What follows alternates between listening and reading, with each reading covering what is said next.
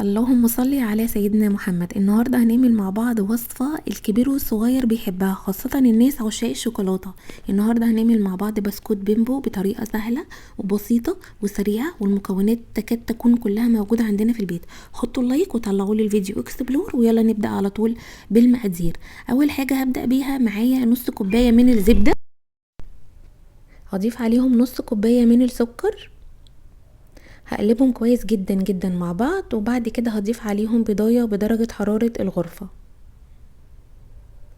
وهضيف عليهم 2 كيس من الفانيليا،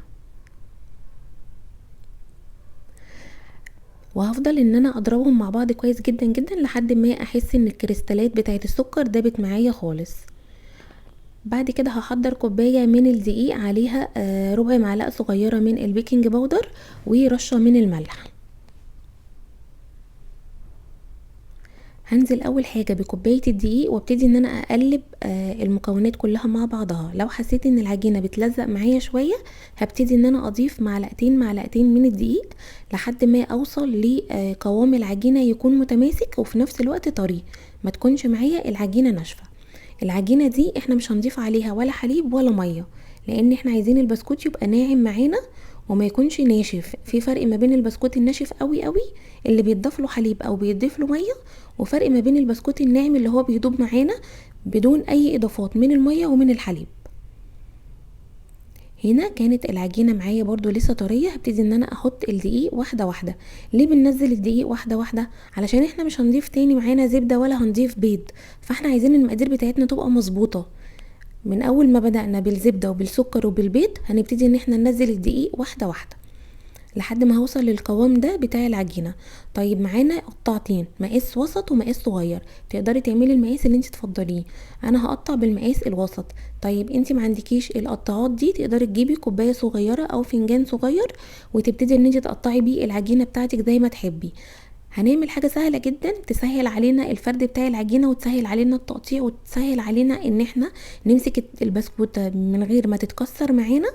هنبتدي ان احنا نجيب كيسين من اكياس المطبخ وهنفتحهم بالشكل اللي انت شايفاه ده. بعد كده هناخد جزء من العجينه نعمل لها شويه مساج كده في ايدينا، بعد كده نحطها على الكيس ونفرد عليها الكيس التاني، ونبتدي ان احنا نفردها بالنشابه بالشكل ده. هنفردها بسمك قد ايه؟ هنفردها بسمك نص سنتي، علشان لما هتستوي معانا هيبقى ال السمك بتاعها سنتي بالظبط، لان انا مش عايزه البسكوته تبقى تخينه، لان احنا حاطين لها بيكنج باودر، فالبيكنج باودر بيعلي معانا البسكوته شويه. هنبتدي ان احنا نقطع بالشكل ده. طبعا اول ما نبدأ في البسكوت نشغل الفرن على درجة حرارة 150 لو الفرن بتاعتك عالية قوي، ولكن لو الفرن بتاعتك النار بتاعتها مش عالية فهنخلي درجة الحرارة على 160. عرفتوا بقى ليه انا فردت العجينة على الكيس؟ علشان تبقى معايا سهلة ان احنا نطلع البسكوتة تبقى سليمة بالشكل ده. لو انتي هتعملي البسكوت ده في الصيف والجو حر، انصحك ان انتي تدخلي العجينة شوية التلاجة علشان تقدري تطلعيها بكل سهولة، لان طبعا هتلاقي معاكي الزبدة ساحت والبسكوتة مش هتبقى احسن حاجة. لكن في الشتاء عادي جدا ما تدخليهاش التلاجة خالص. هنخلص كمية البسكوتة، بصوا هو دوت السمك اللي احنا عايزينه بالظبط، لان حجمها هيتضاعف معانا لما تدخل الفرن. طبعا بواقي العجين اللي بتتبقى معانا بنبتدي ان احنا نلمها تاني ونفردها ونقطعها زي ما انت شايفة كده. هياخد معانا تسوية في الفرن من 5 ل7 دقايق، ما تزوديش عليه اكتر من كده، لان البسكوتة معانا رقيقة خالص ومش بتاخد اي وقت في التسوية، وعينك تبقى عليه علشان ما يتحرقش معاكي. نيجي بقى علشان نزين بالشوكولاته. معايا نوعين من الشوكولاته، معايا شوكولاته دارك ومعايا شوكولاته بالحليب. تقدري تعملي اللي انت بتفضليه.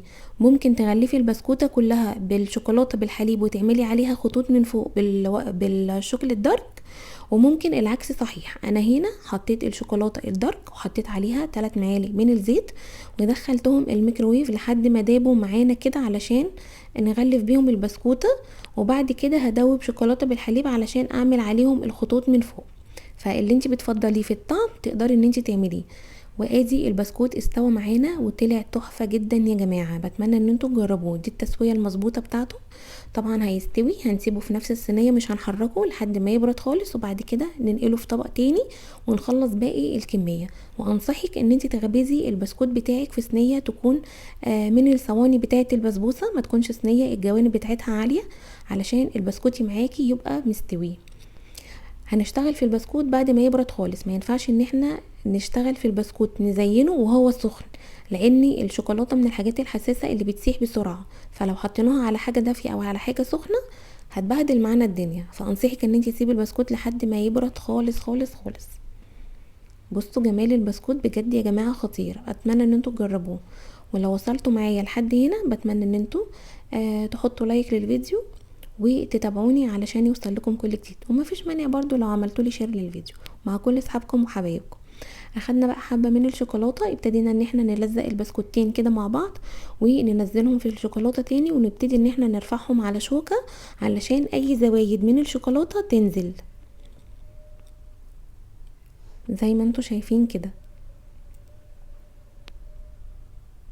حاطين بقى جنبنا كيس هنبتدي ان احنا نحط عليه البسكوت. عايزه تطلعي على صينيه تقدري تعملي اللي انت عايزاه. انا بستسهل الكيس ان انا افرده جنبي على الرخامه واغلف البسكوته كلها بالشوكولاته واحطها على الكيس. ليه بقى؟ علشان اي شوكولاته تاني هتنزل على الكيس هبتدي ان انا المها كلها واستخدمها تاني، ما تترميش. بكل سهوله يا جماعه هتخلصوا البسكوت. عايزه اقول لكم ان ده من اسهل انواع البسكوتات اللي انتم ممكن تعملوها، كلها على بعضها كده تحضير مكونات وعجن وخبز وتزيين، كله على بعضه يا جماعه 15 دقيقه بالظبط وهتكوني مخلصاه. خلصنا بقى البسكوت كله بالشكل ده. اخدنا بقى قطعه كده من الشوكولاته اللي بالحليب، حطينا برضو عليها معلقتين من الزيت ودخلناها الميكروويف، ولما ساحت معانا هنبتدي ان احنا نعمل على البسكوت اشكال عشوائيه بالشكل ده. من اسهل واسرع انواع البسكوتات ان انتوا هتجربوها في البيت، واللي هيجربها مره يا جماعه مش هيبطل يعملها. تنفع كمان في اعياد الميلاد وتنفع في من النواعم بتاعه العيد. الطعم بتاعها بجد خطير. عايزه اقول لكم ان الصينيه اللي ورا دي البسكوت يعني نسيته، كنت واقفه بزين البسكوت ده وديت نسيتها فاخدت معايا لون شويه. هنا بقى كنا خلصنا البسكوت. بجد يا جماعه خطير جدا جدا. بتمنى ان انتوا تجربوه، وانا واثقه ان كل اللي هيجرب البسكوت ده هيعجبه وهتعتمدوا الوصفه بجد. مكوناته بسيطه جدا جدا جدا.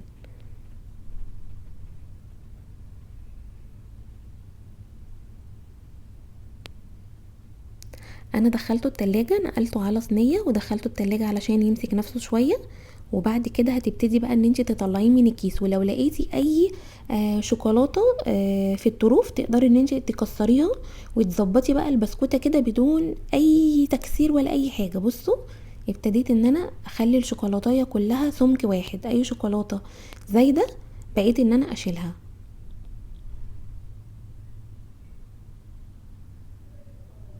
وعايزه اقول لكم اني من اقل يعني اقل من كوبايتين دقيق احنا عملنا كميه البسكوت ده غير اللي اتاكل طبعا وانا بزينه. بجد كان يعني محدش يقدر يمسك نفسه. خطير. كل عشاق الشوكولاته لازم يجربوا وصفه البسكوت دي.